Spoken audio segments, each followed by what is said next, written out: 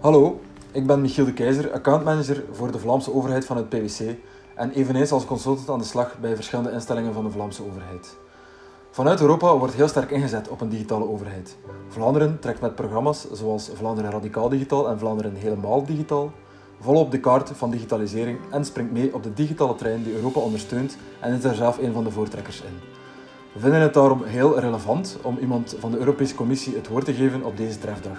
Maar waarom komen wij van het PwC net met dit interview? We vragen het even aan Bart Peters, directeur en public sector lead bij PwC, die het interview met Dr. Emmanuel Baldacci uitvoerde. Als strategisch adviesverlener helpt PwC zowel de Europese Commissie als Vlaanderen bij thema's zoals cloud, AI, cyber, interoperabiliteit en once only.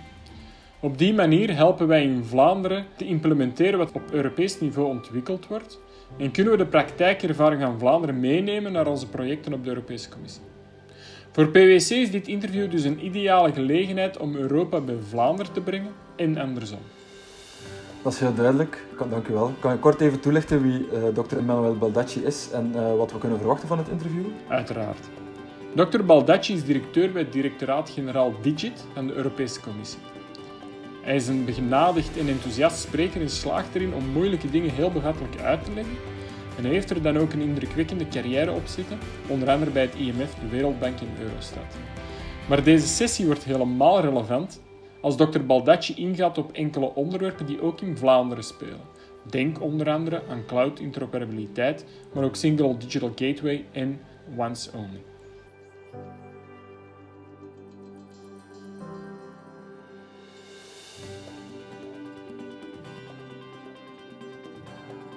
There are several initiatives that are associated with this concept. In the end, it is a concept that boils down to two aspects. First, ensuring that the digital platforms that we are using, in particular when they're used in the context of government services, are compliant with our own values and principles.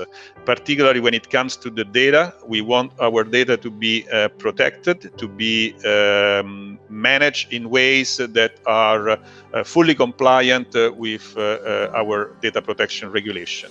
And we know that this in some cases is a challenge, particularly when these data are handled by platforms, commercial platforms that not necessarily by design would be compliant with this principle. So the efforts that will be made during the next budget cycle will be to support, including financially through the Digital Europe program, the development of open cloud architectures, of data spaces that are based on data interoperability and technologies that would allow to protect the data, make sure that the use of data is consensus built, and that coverage and protection of the data in terms of risks, both at rest and in transit, is implemented in compliance with our rules.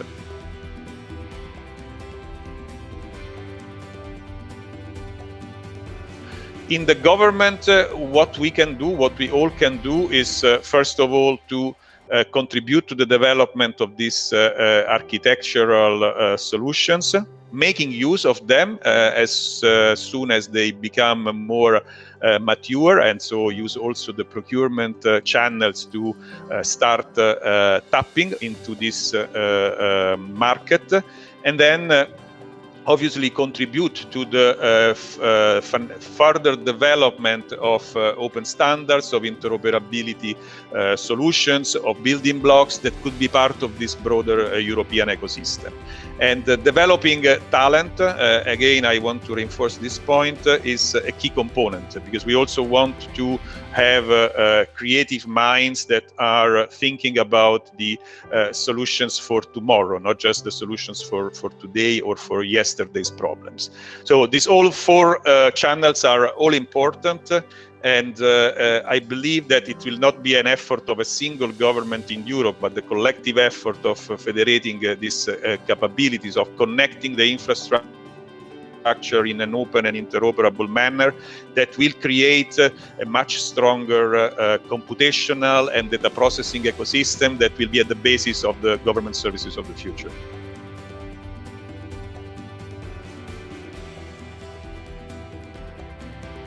Let me say that there are two aspects. There is a legal dimension where all services that are purchased by the public sector will have to be compliant with our data protection rules, and that's one element that has different answers. There are ways to assess the risks, first of all, and to control and mitigate risks associated to data protection that needs to be in scope of any consideration that the governments make before accessing platforms-based services.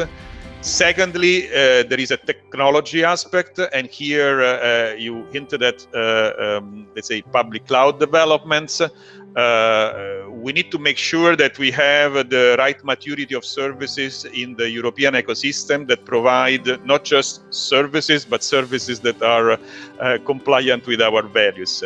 And we know honestly that we are just at the beginning of this phase. You are very much aware of projects like Gaia X that are currently being started and supported. There are in the open source community already a lot of solutions that are developing, and however, they do not have yet the level of maturity of other commercial platforms. So I believe that the combination of a very close attention to risk management practices and risk controls on the one hand, and the development of solutions that incorporate these controls by design is the way we can go in Europe in the near future, particularly in the government, to use cloud-based services for government. Because we know that this is the way to go. We cannot go back to a model where traditional data centers-based infrastructures will be the way we manage our business. The future is in the cloud, and in particular in the open, interoperable, decentralized ecosystem of cloud systems and data exchanges modules that will be at the basis of the services in the future. So we need to keep working on developing these capabilities, on enforcing the principles, and on ensuring that when we are using solutions that are based on commercial product, the right controls are in place that mitigate the risks. And that's in line with the recommendation of the data protection authorities all over Europe.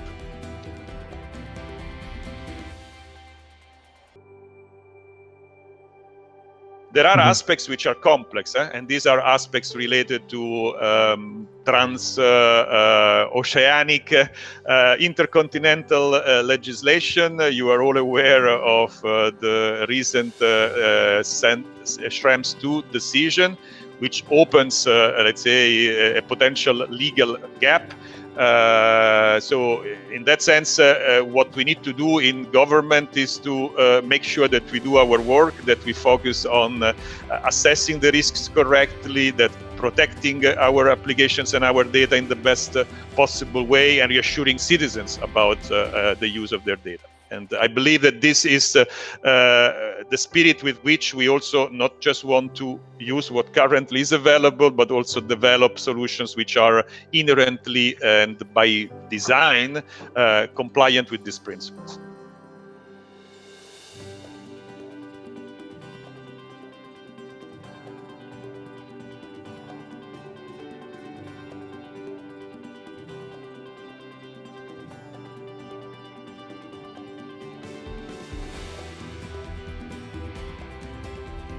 We are at a turning point now with the beginning of the next 7-year multi-year financial plan, which is our medium-term budget framework. And under this budget framework, there is a very important priority to the twin transitions that the European institutions are giving. The twin transitions being the green revolution and the digital transformation, and these two are very much self-reinforcing. And in that context, the role of interoperability becomes increasingly fundamental in two different ways.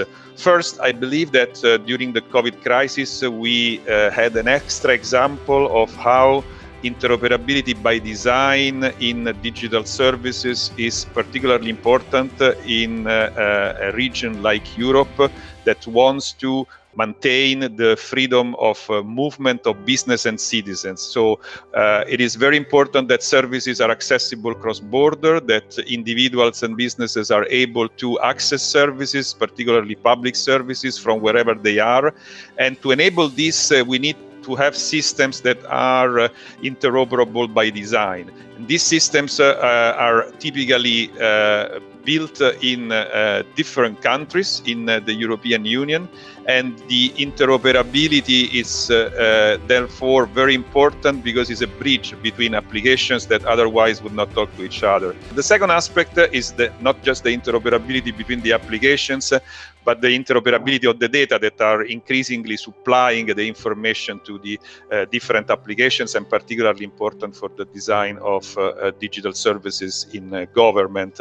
In that sense, I believe that these are the two fundamental directions in which we will need to go in the future. Strengthening at design stage, not exposed to the technology interoperability of the different government services across Europe, and this requires the use of standards, the use of similar architectural modules, and also supporting increasingly the possibility of data to be securely exchanged so that applications can be more and more customized and tailored to users' journeys. These two directions provide, let's say, the scope for the strategic goal in the next 7 years.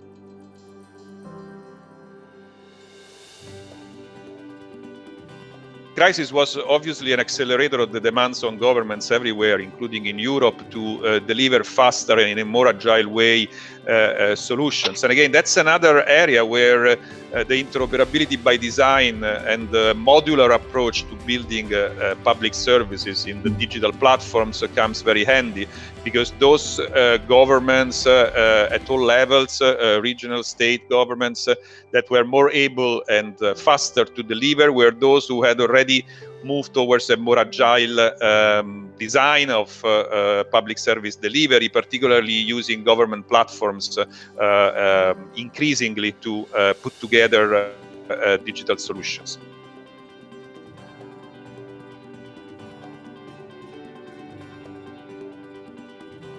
Among the different layers of the interoperability framework that we developed in Europe, that span from legal interoperability to organizational, semantic, and technology-related interoperability, I mentioned in my previous answer the first two layers, so the technology and the semantic interoperability, connecting technologies or applications and connecting data.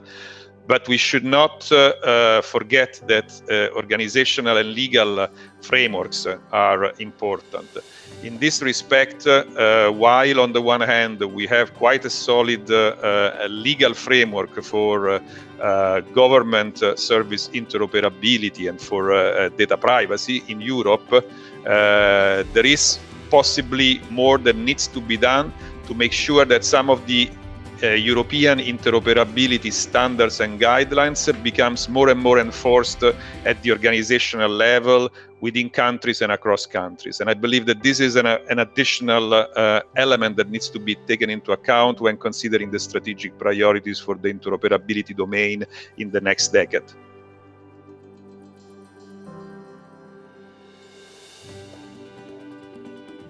We are at this stage conducting a public consultation and an assessment both of the ISA program, the program that was supporting interoperability solutions for Europe, but also of the European Interoperability Framework, the EIF, which is our guiding framework for interoperability. And these assessments are supposed to lead to a stronger interoperability policy for the medium term, for the next years. If we look back at the implementation of the interoperability actions, particularly from a regional perspective, as you were asking, what we can see is that although interoperability is very high on the agenda and conceptually agreed upon by all, when it comes to the implementation of general frameworks, there are several difficulties that are found. In particular, difficulty in terms of matching solutions, technology solutions that are compliant with the framework principles, so making the principle really live on the ground. And in this area, I believe that we in the European Commission are need to do more and come up with more creative ways of joining forces with member states on joint actions that are facilitating the deployment of these solutions on the ground. The second difficulty that we continue to hear from different stakeholders is the legal framework. Sometimes issues happen at the national level, within different levels of government, where the legal frameworks are not necessarily helping in ensuring an interoperability by design application of digital services. In that sense, I believe that, again, this is another area where common reflections are needed, but not starting from a pure conceptual or theoretical standpoint, but from the concrete implementation of projects. And again, going back to the example I was making at the beginning of the COVID-related applications, it came clear that we needed certain interoperability solutions only after we had started to work together with the different member states on developing the services. So in a way, the best approach is not to start from, let's say, the conceptual framework, but to really look at the ways interoperability can be an enabler from the perspective of very specific projects in education, in health, in other areas where digital government services are a priority.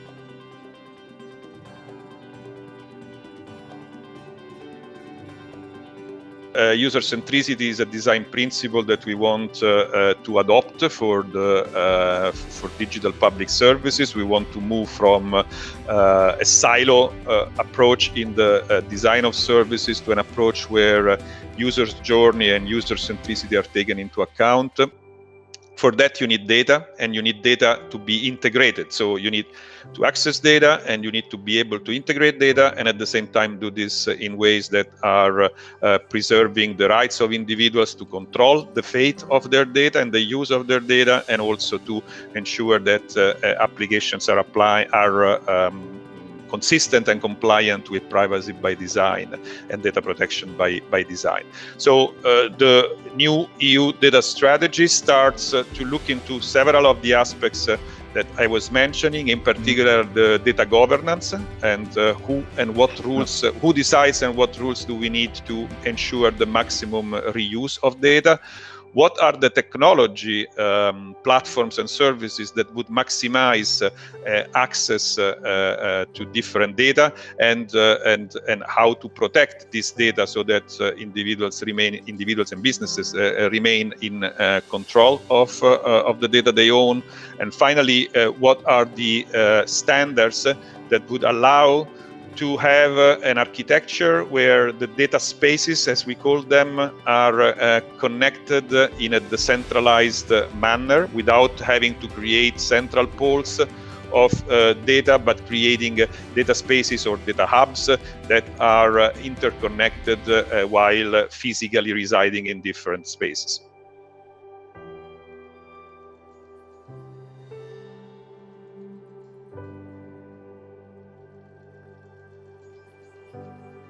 The single digital gateway regulation that we are working together with member states to put in place and support from a technical standpoint is a fundamental change in the way we deliver public services in Europe. First of all, the principle of digital by design and by default is applied fully to a subset of public services that will be accessible through the single digital gateway on a digital basis. It means that, let's say, for these services, citizens will go paperless, and that's a critical step towards making sure that it's easier and more friendly to use public services.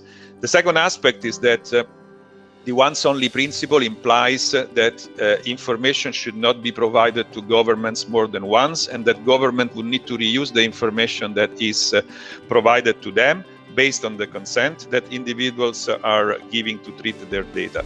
And this enables several important features in terms of user centricity, but also friendliness and accessibility of services.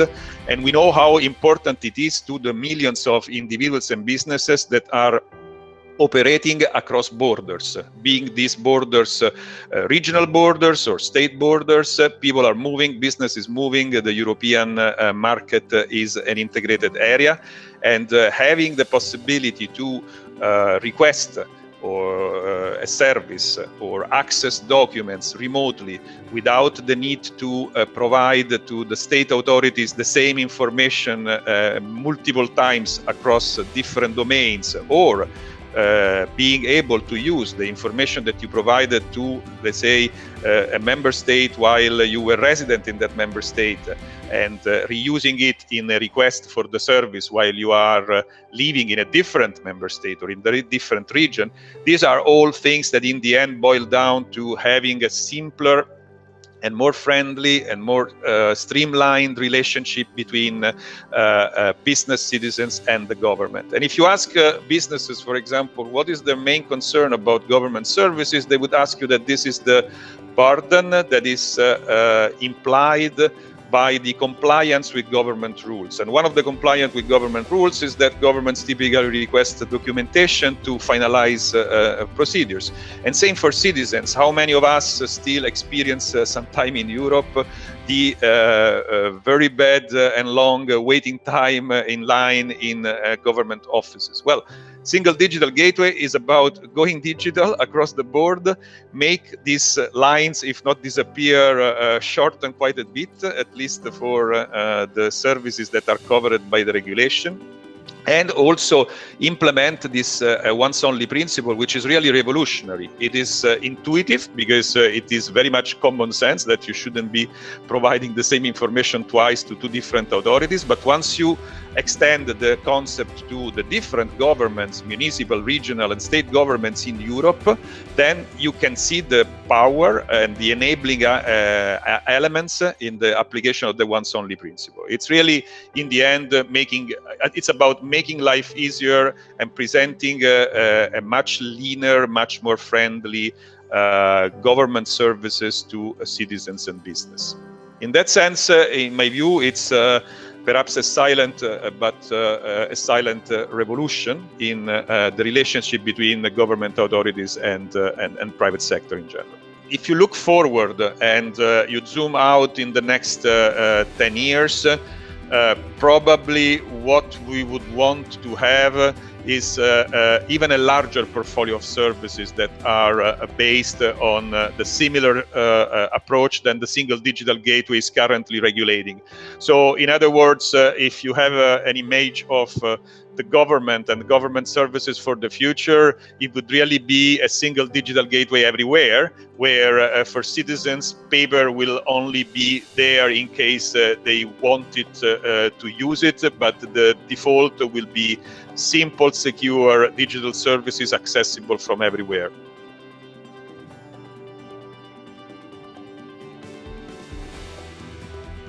So far, the main financial support instruments that were available were either the dedicated digital programs, and I've named two, the Connected Europe Facility and the ISA, the Interoperability Program, or structural funds that would support the implementation on the ground of some of the applications.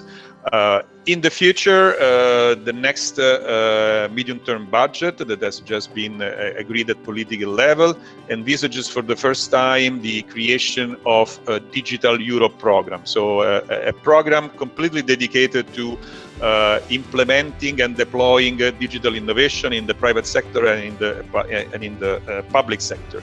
So that will be the main channel for continuing to invest both on the cross-European technical platform to enable the once-only principle and its components that will be supporting the interoperability.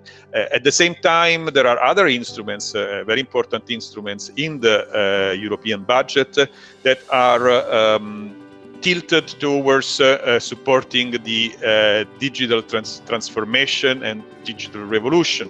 So first, the so-called Next Generation EU and the Recovery and Resilience Fund that are particularly directed towards building capabilities in Europe to withstand a crisis similar to the one that we are currently experiencing with COVID.